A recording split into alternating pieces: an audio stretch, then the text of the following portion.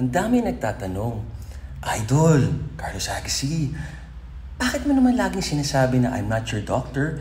Tama kayo, mali ako. Do what works for you.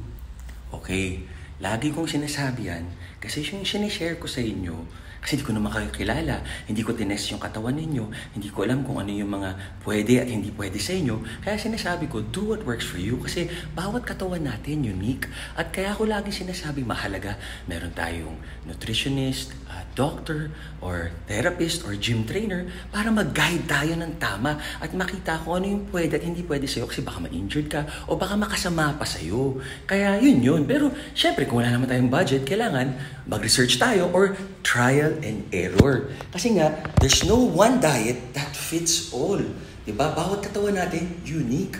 So, ganun lang kasimple yun. So, tandaan nyo, dapat lagi tayong happy, healthy. God bless, guys!